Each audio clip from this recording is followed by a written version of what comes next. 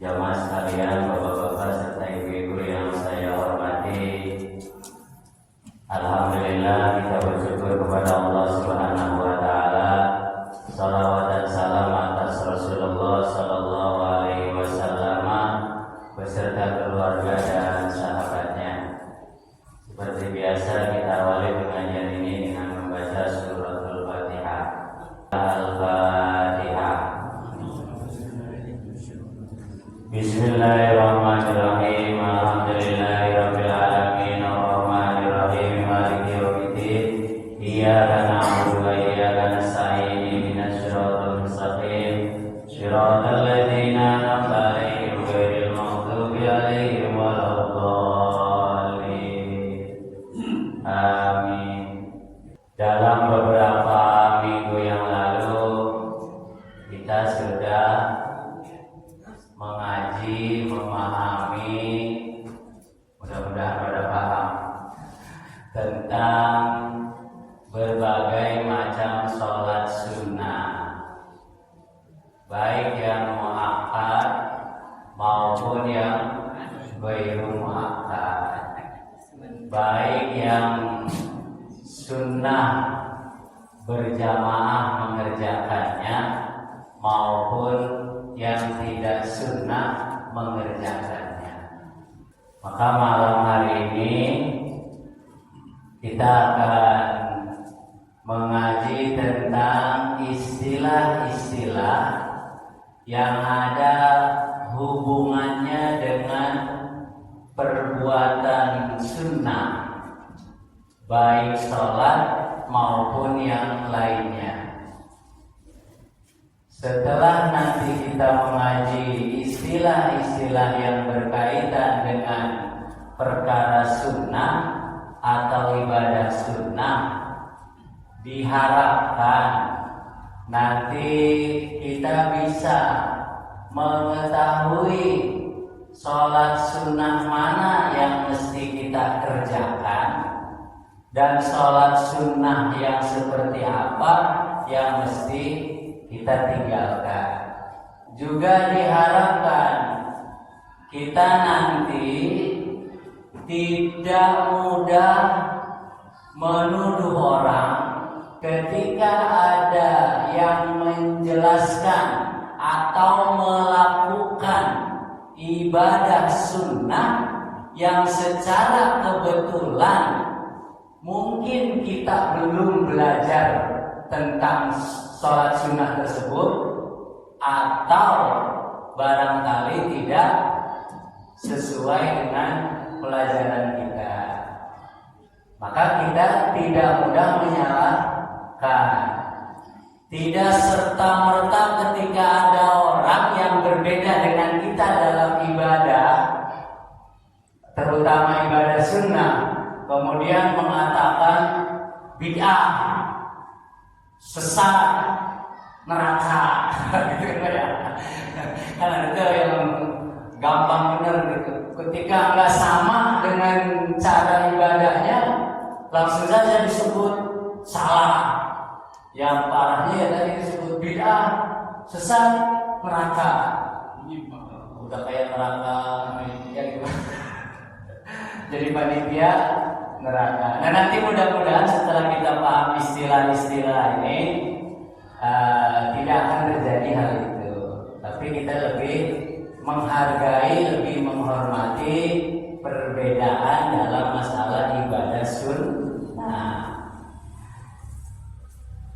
Di kitab Ihya Ulumuddin, Imam Al-Ghazali, nama aslinya Abu Hamid Muhammad bin Muhammad bin Muhammad bin Ahmad At-Tusi. Beliau punya saudara yang bernama Abdul Futuh Ahmad bin Muhammad bin Muhammad bin Ahmad At-Tusi. Imam Al-Ghazali lahir di Tusi tahun 450 Hijriah atau di abad ke-5. Beliau wafat di tahun 505 Hijriah. Imam Al-Ghazali termasuk lahir dari orang tua yang soleh. Bapaknya itu pengusaha tenun wol, Pak. Jadi yang benang dari bulu domba ya. Dulu kan belum ada pabrik tekstil, adanya di tenun itu. Selain itu, orang tua dari Imam Al-Ghazali orang yang sangat rajin hadir di setiap majelis ilmu, belajar ilmu agama dari satu ulama ke ulama yang lain, dari satu tempat ke tempat yang lain. Terus dia melakukan pengajian sambil usaha. Di samping pengusaha juga beliau rajin ngaji dan suka berhikmah atau melayani kebutuhan guru-gurunya. Suatu saat orang tua Imam Al-Ghazali ini berdoa kepada Allah memohon agar dikaruniai anak yang bisa meneruskan perjuangannya, terutama belajar agama. Doanya dikabulkan oleh Allah Subhanahu wa taala. Lahirlah dua putra. Yang satu namanya Abu Hamid Muhammad bin Muhammad bin Ahmad. Yang satu lagi namanya Abul Futuh Ahmad bin Muhammad bin Ahmad. Sebelum orang tuanya wafat, pada saat mendekati hari wafatnya, berwasiat kepada bestinya, kalau zaman sekarang teman akrabnya, Pak, supaya nanti kedua putranya ini dididik dengan ilmu agama dan dititipkan uang atau harta yang bisa dijadikan bekal untuk kedua putranya melakukan pembelajaran atau pendidikan agama. Maka setelah bapaknya wafat, tadi temennya itu yang dapat wasiat melaksanakan wasiatnya. Singkat cerita, kalau dibacain panjang, itu ada di kitab Ithabus Sadatil Muttaqin Sayyid Muhammad Az-Zabidi. Itu ada manaqib atau biografi Imam Al-Ghazali. Imam Al-Ghazali dan adiknya dan saudaranya itu menjadi orang yang sesuai dengan harapan bapaknya atau doa bapaknya dikabulkan oleh Allah. Abul Futuh itu konsepnya di dakwah, melakukan nasihat pengajian dari satu tempat ke tempat yang lain, terus seperti itu, Pak. Kemudian Imam Al-Ghazali konsepnya di menulis kitab, sehingga banyak karya Imam Al-Ghazali. Di antaranya mungkin ada yang pernah dengar Minhajul Abidin, Bidayatul Hidayah, Al-Munqidh Minadh Dhalal, dan yang paling terkenal Ihya Ulumuddin. Nah, di dalam kitab Ihya Ulumuddin itu Imam Al-Ghazali menulis satu bab tentang sholat sunnah. Wah, kalau di kitab saya di jilid 1 halaman 193. Kalau nanti yang punya kitabnya silakan dibaca. Bisa saja karena beda cetakan maka beda halaman.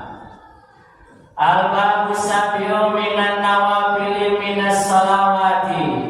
Bab yang ketujuh, yaitu sholat sunnah. I'lam annama adal faraidu minas sholawati yang qasimu ila salasati aqsam. Ketahuilah sesungguhnya Sholat selain sholat fardu adalah sholat sunnah terbagi menjadi 3. Satu sunanun sunnah, yang kedua wa mustahabatun mustahabbah, yang ketiga wa tatawu'atun tatawu'ah. Jadi ada, dan nanti yang keempat nawafilah. Nafilah. Ada 4 istilah yang berkaitan berhubungan dengan ibadah sunnah. Satu yaitu sunnah, dan ini paling sering didengar, bahwa umpamanya makan dengan 3 jari sunnah, kan? Kemudian masuk ke dalam masjid mendahulukan kaki kanan sunnah. Kemudian keluar dari masjid mendahulukan kaki kiri sunnah.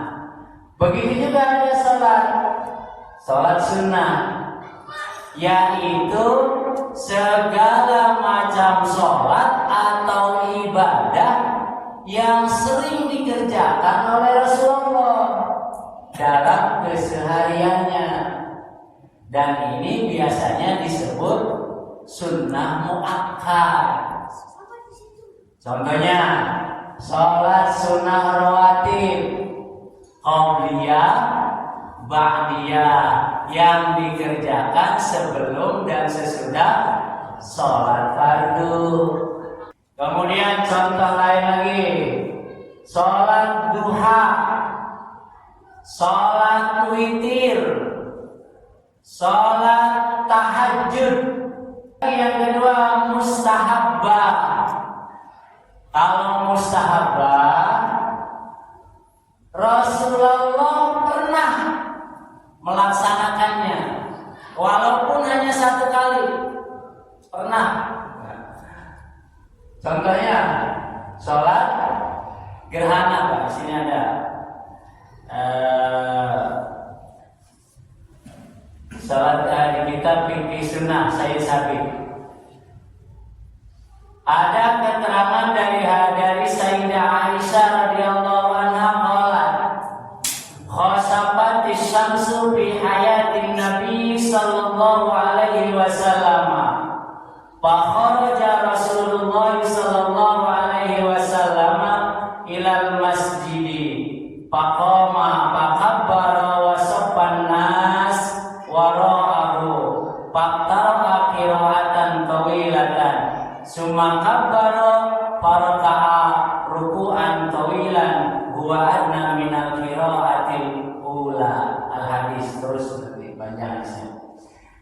Dari Sayyidah Aisyah, di zaman Rasulullah pernah terjadi gerhana matahari, dan Rasulullah beserta para sahabat mengerjakan sholat gerhana.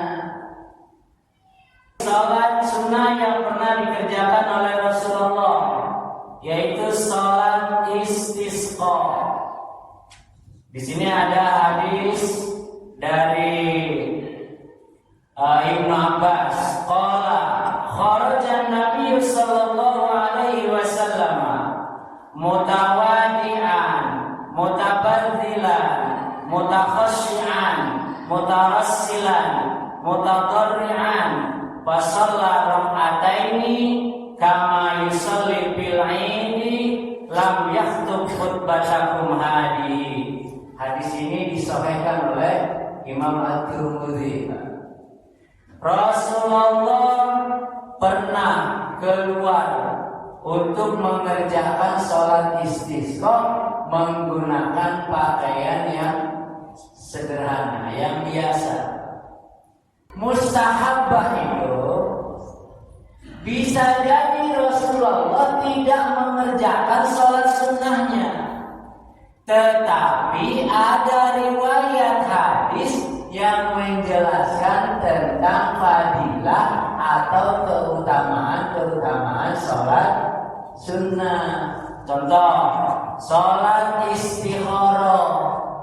Ada riwayat hadis dari Imam Al-Bukhari min Jabir radhiyallahu anhu qala kana Rasulullah sallallahu alaihi wasallam yu'allimuna al-istikharata fil umuri kulliha kama yu'allimuna surata minal Qur'an yaqulu idza hamma ahadukum bil amri falyarka rak'ataini min ghairil fariidah summal yaqul Allahumma astakhiruka bi ilmika wa astaqdiruka bi qudratika wa as'aluka min fadlikal adim fa innaka taqdiru wa la aqdiru. Rasulullah pernah mengajarkan kepada kami tentang istikharah untuk memohon kepada Allah ketika seseorang punya cita-cita mengerjakan satu pekerjaan yang baik, tapi dia masih bingung-bimbang kerjakan atau jangan, maka lakukan istikharah atau dengan salat istikharah. Doanya Allahumma astakhiruka bi ilmika wa astaqdiruka bi qudratika wa as'aluka min fadlikal adim fa innaka taqdiru wa la aqdiru, dan seterusnya tentang salat istikharah. Salat tasbih, Rasulullah tidak pernah mengerjakan salat tasbih, tapi Rasulullah berdasarkan riwayat dari Ibnu Abbas pernah mengajarkan kepada pamannya yang bernama Abbas bin Abdul Muthalib, ya Abbas, ya Amma, ala utiyaka, ala unnihaka, ala uhibbuka, ala af'ala bika asra fisalin, idza anta fa'alta dalika ghafarallahu laka dambaka awwalahu wa akhirahu wa qadimahu wa hadisahu wa qata'ahu wa amdahu wa sagirahu wa kabirahu wa sirrahu wa alaniyatahu. Al-hadis terusnya bahwa Rasulullah berkata kepada pamannya yang bernama Abbas bin Abdul Muthalib, wahai pamanku, maukah aku kasih tahu satu ibadah yang jika engkau kerjakan maka dosa-dosamu akan diampuni oleh Allah, baik dosa yang sudah lewat maupun dosa yang akan datang, dosa yang tidak sengaja maupun dosa yang sengaja, dosa yang dilakukan secara sembunyi-sembunyi maupun dosa yang terang-terangan. Apa itu? Di hadisnya dijelaskan kerjakan sholat tasbih. Ada lagi sholat hajat. Kemudian ada lagi sholat taubah. Itu Rasulullah tidak pernah mengajarkan, Pak. Tapi ada riwayat yang menjelaskan tentang sholat hajat dan sholat taubah. Nah itu nanti masuknya dalam mustahabbah, dianjurkan, dikerjakan. Kemudian yang ketiga di kitab Al-Yaumuddin ini yaitu tatawu'ah. Tatawu'ah itu sifatnya sukarela. Rasulullah tidak pernah mengajarkan, tidak pernah mengerjakan, dan bisa jadi hadis yang menjelaskan tentang fadilah salat sunnahnya bisa jadi dalam derajat dhaif. Ada juga yang sahih, Pak. Contoh salat sunnah tahiyatul masjid, hadisnya sahih, riwayat Bukhari Muslim. Idza dakhala ahadukumul masjidah fala yajlisu hatta yusalliya rak'ataini. Jika seseorang masuk ke dalam masjid, maka jangan langsung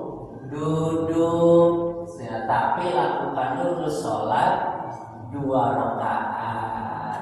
Itu hadisnya sahih, Pak. Barangkali Bapak sering ada yang pernah dengar sholat sunnah wudu. Pernah dengar kan? Itu Rasulullah tidak pernah mengerjakan. Tetapi ada hadis ya di kitabnya Anatul Talibin, kalau yang punya kitabnya mau baca. Dakhaltul jannata fara'aitu biha bilalan faqultu li bilalin bima sabaqtani ya ila bima sabaqtani ilal jannati. Aku masuk ke dalam surga dan ternyata sudah ada Bilal di dalam surga itu.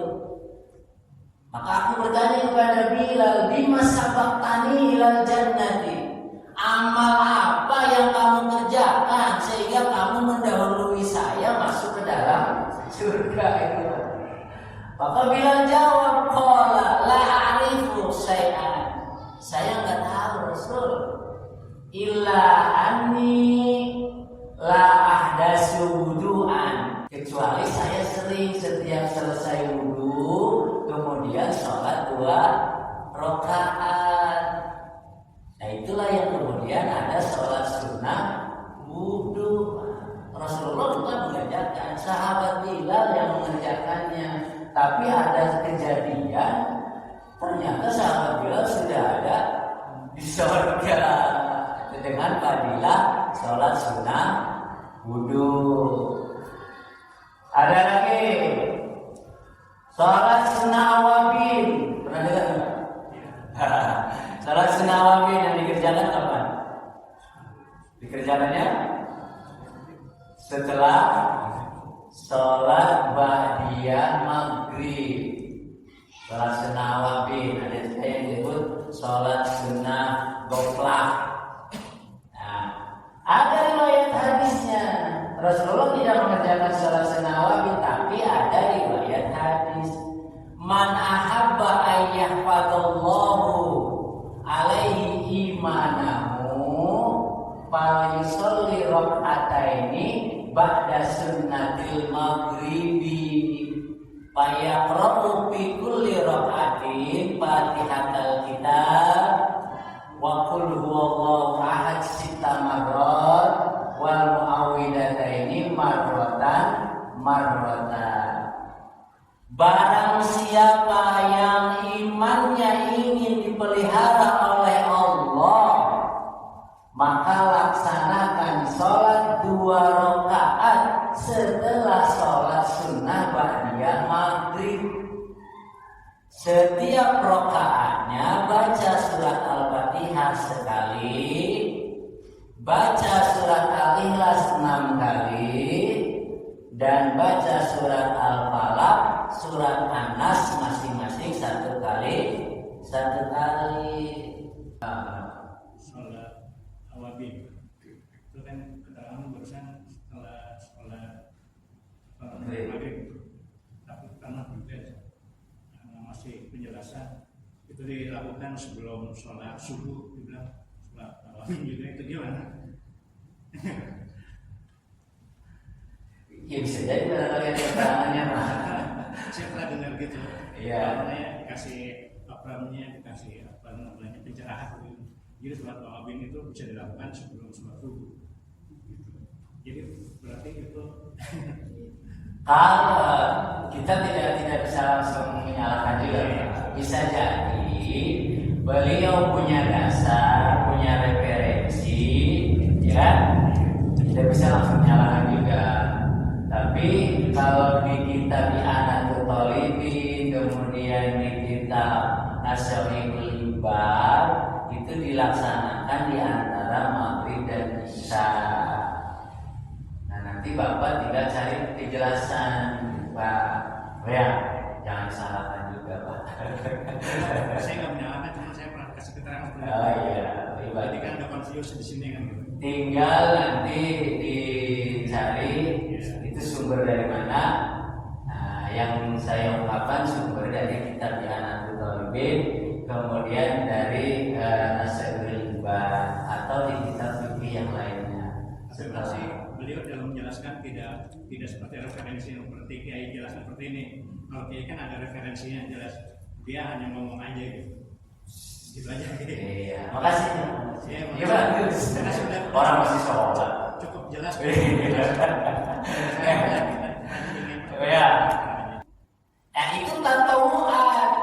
Rasulullah tidak mengerjakan, tapi sifatnya kalau kita mau mengerjakan berarti tatawu'at, sukarela. Walaupun nanti hadisnya ada di derajat dhaif, ini hadisnya dhaif, jangan dikerjakan. Nggak masalah mengamalkan hadis dhaif kalau dalam masalah ibadah. Imam An-Nawawi di kitab Al-Adhkar menjelaskan seperti itu. Hadis dhaif yang tidak boleh kita gunakan kalau untuk hukum, Pak, itu nggak boleh hadis dhaif. Tapi kalau untuk fadhailul amal, untuk perkara amal ibadah, silakan digunakan. Silakan. Kemudian nanti seperti di itu ada lagi.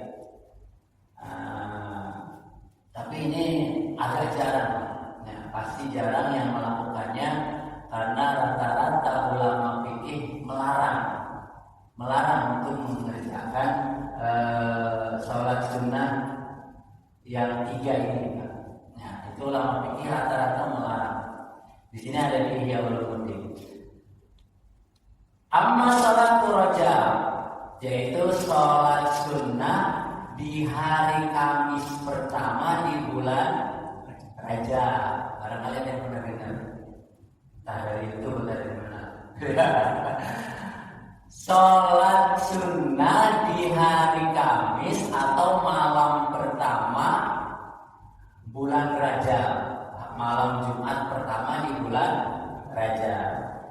Di sini ada hadisnya, ma min ahadin yasumu awwala khamisin min Rajab, summa yusalli bima bainal isya'i wal atama isnate asrata rak'atan, yafsilu baina kulli rak'ataini bi taslimatin, yaqra'u bi kulli rak'atin bi fatihatil kitab marratan, wa inna anzalnahu bi lailatul qadri salasa marrat, wa qul huwallahu ahad isna asrata marratan.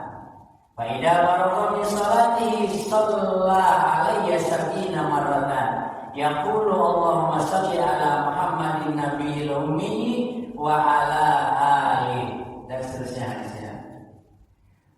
Jadi barang siapa yang berpuasa di hari Kamis pertama bulan Rajab, kemudian malamnya melakukan sholat 12 rakaat, setiap 2 rakaat salam, dalam setiap rakaatnya membaca Al-Fatihah 1 kali, kemudian membaca surat Al-Qadar 3 kali, surat Al-Ikhlas 12 kali.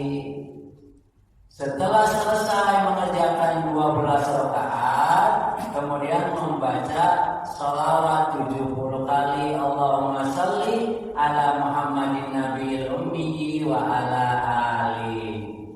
Nanti di setiap sujudnya membaca subuhun kudusun rabbul malaikati waruh 70 kali. Itu sholat sunnah Rajab. Derajat hadisnya maudhu menurut Imam Razi, dan banyak kalau di Ithaqus Sadatil Muttaqin jelasin. Rata-rata ulama melarang mengerjakannya.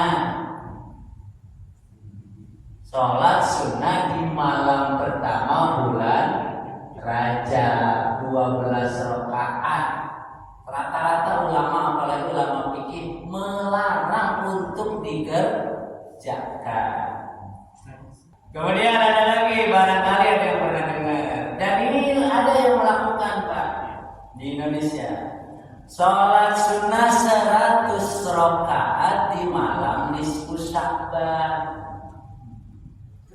Ketika malam tanggal 15 Sya'ban bulan Rawah mengerjakan sholat sunnah 100 rakaat. Setiap 2 rakaat salam. Dalam setiap rakaatnya yaqra'u ba'dal Fatihati qul huwallahu ahad 11 marratan. Setelah baca Al-Fatihah kemudian baca surah Al-Ikhlas 11 kali setiap rakaatnya, 100 rakaat. Wa in salah asra rakaatin yaqra'u bi kulli rakaatin ba'dal Fatihati mi'ata marrah qul huwallahu ahad. Atau 10 rakaat tapi baca surah Al-Ikhlasnya dalam setiap rakaat 100. Yang dicari itu berarti membaca surat Al-Ikhlasnya 1000 kali dalam sholat itu, Pak. Berarti kalau yang 100 rakaat dalam setiap rakaatnya 10 kali 100 berapa? 1000 kan, baca qul huwallahu ahadnya 1000. Atau kerjakan 10 rakaat tapi dalam setiap rakaat baca surah Al-Ikhlasnya 100. Berarti 100 kali 10 1000 juga kan? Itu yang dicarinya, Pak. Kalau ada yang mengerjakan sholat sunnah nisfu Sya'ban, ada dasarnya. Walaupun hadisnya menurut para ahli hadis maudhu atau masuk dalam derajat palsu, sehingga para ulama fikih melarang mengerjakan sholat 100 rakaat di malam nisfu Sya'ban. Kalau kita melihat ada yang mengerjakan di malam Jumat pertama di bulan Rajab sholat yang tadi, atau di malam nisfu Sya'ban mengerjakan sholat seperti keterangan hadis yang tadi, itu namanya tatawu'an atas dasar sukarela dan tetap masih ada dasar hadisnya.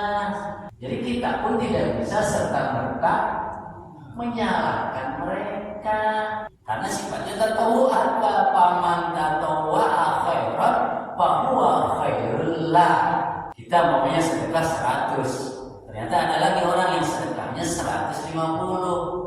Nah berarti yang 50-nya tatawu'an atas dasar sukarela dia. Saya tambahin jadi 150. Punya utang 200, dari awal akad nggak ada perjanjian riba, nggak ada. Oke, saya pinjemin 200 tapi nanti lu bayarnya 250, kan riba namanya, karena ada perjanjian di awal. Ini mah nggak ada perjanjian apa-apa. Nih saya pinjemin 200.000. Begitu mau bayar, orangnya nih dengan sukarela tabarru'an, tatawu'an. Karena saya ucapkan terima kasih sudah ditolong, maka saya bayar 250 atau 230. Itu nggak masalah, bukan riba. Itu namanya tatawu'an, sukarela. Nah ibadah sholat pun begitu. Ibadah-ibadah yang lainnya juga begitu. Ya, sholat sunnah mutlak nggak ada mengerjakan sholat sunnah mutlak yang jumlahnya bisa sampai 100 rakaat, 1000 rakaat. Tapi di kitab fikih sunnah ada penjelasan. Di kitab-kitab fikih ada yang menjelaskan tentang sholat sunnah mutlak. Di antara hadisnya itu, ma min ahadin yasjudu lillahi sajdatan illa rafa'ahu Allahu biha darajatan wa hatta anhu biha khati'atan. Barang siapa yang sujud kepada Allah 1 kali sujud, diangkat derajatnya lewat dan diampuni kesalahannya. Kondisi kita yang paling dekat dengan Allah itu ketika sholat. Jadi kalau ada orang yang mengerjakan sholat sunnah yang barangkali tidak pernah kita kerjakan, atau barangkali kita belum tahu penjelasannya, referensinya, jangan langsung menyalahkan, jangan langsung menyebut bid'ah, sesat, neraka. Lebih baik tabayun. Minta penjelasan ke orang yang mengerjakannya. Kalau kita mau, kalau enggak ya sudah, lana amaluna walakum amalukum. Perbuatan kita untuk kita, yang menerima pahalanya kita, yang bertanggung jawab di hadapan Allah pun kita. Walakum amalukum, amal mereka, pahalanya untuk mereka, yang akan bertanggung jawab di hadapan Allah pun ya mereka. Daripada kita menuduh salah, ya kan? Belum tentu kita yang benar, gitu kan? Malah dosa kan? Apalagi keluar kalimat yang menyakiti, itu lebih parah kan ya? Biasa. Jelas ya? Jelas ya? Maksud saya gitu Bapak Ibu. Kenapa ini diungkapkan di kitab Ihya Ulumuddin sama Imam Al-Ghazali?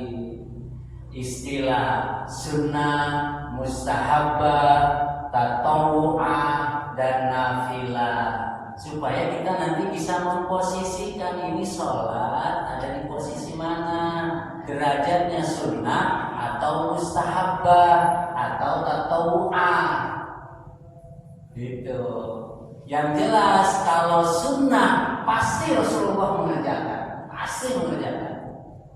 bahkan bisa lebih sering, selalu mengerjakan.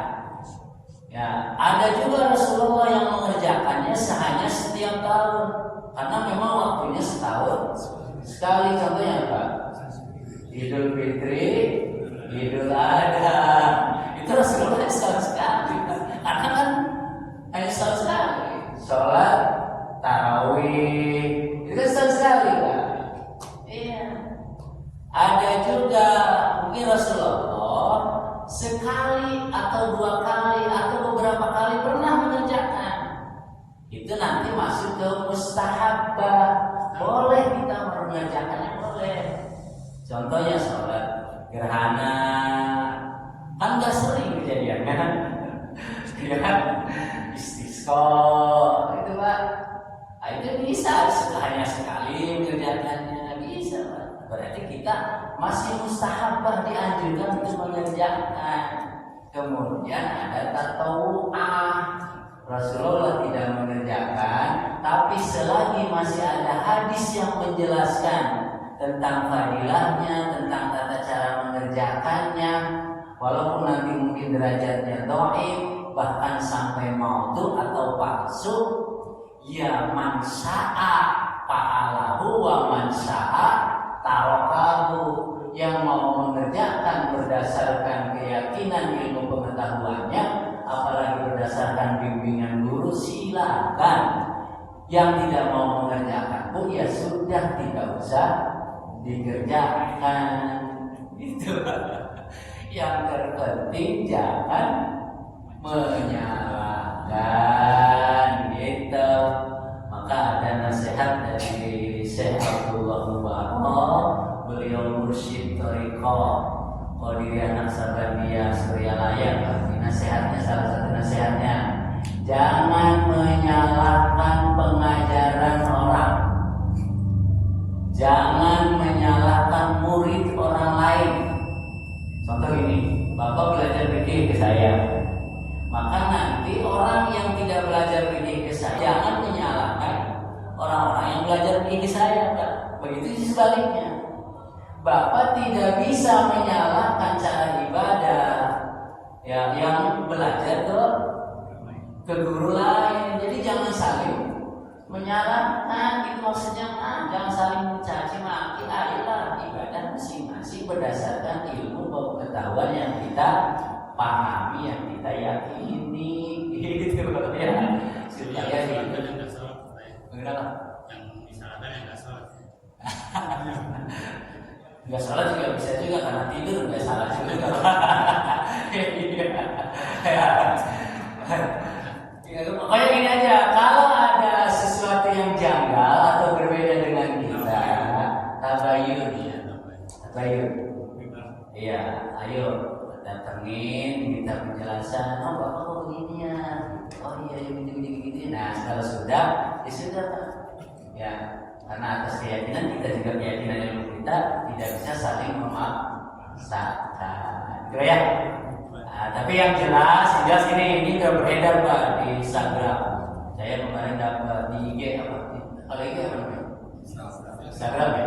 Saya dapat kiriman itu Pak, ada yang nanya, Ustaz ini bagaimana penjelasan tentang di Instagram? Di Instagram itu begitu saya lihat tentang sholat di malam Jumat terakhir bulan Ramadan. Sholat di malam Jumat terakhir bulan Ramadan yang katanya hikmahnya bisa menghapus sholat-sholat seumur hidup kita yang kita tinggalkan. Ada ya? Di YouTube ada itu Pak? Nah, saya kasih referensi Pak. Ya, di Fathul Mu'in ada. Jelas ada itu Pak? Ya. Itu dan di Ihya Ulumuddin itu tentang sholat yang tadi nggak ada penjelasannya. Kalau sholat di malam Jumat pertama bulan Rajab dan nisfu Syaban masih ada. Tapi kalau malam Jumat terakhir di bulan Ramadan yang katanya menghapus dosa sholat yang kita tinggalkan seumur kita Pak, seumur hidup, itu haram dilakukan. Nggak boleh, nggak usah. Gimana? Kalau saya itu di Instagram beredar Pak, saya tahunya karena ada yang kirim. Beliau minta penjelasan. Bayar kayak apa ini? Saya fotoin aja redaksi kita betul mungkin. Ceteknya itu bacanya gitu kan. Ya, dia atau Limin ada gitu. Biar beliau percaya bacanya bisa nggak bisa baca ya. Udah, pokoknya haram gitu. Ya, karena di Instagramnya pun begitu. Mohon para ustaz untuk segera menanggapi tentang penjelasan sholat ini. Tidak ditanggapi. Udah ya? Iya, udah kelewat. Kita tutup. Mudah-mudahan Pak yang kita bisa ibadah sesuai dengan tuntunan Rasulullah, bimbingan para ulama, ya, sehingga apa yang kita kerjakan bermanfaat untuk kita di dunia dan akhirat. Amin ya rabbal alamin. Kita tutup dengan baca subhanaka Allahumma wa bihamdika.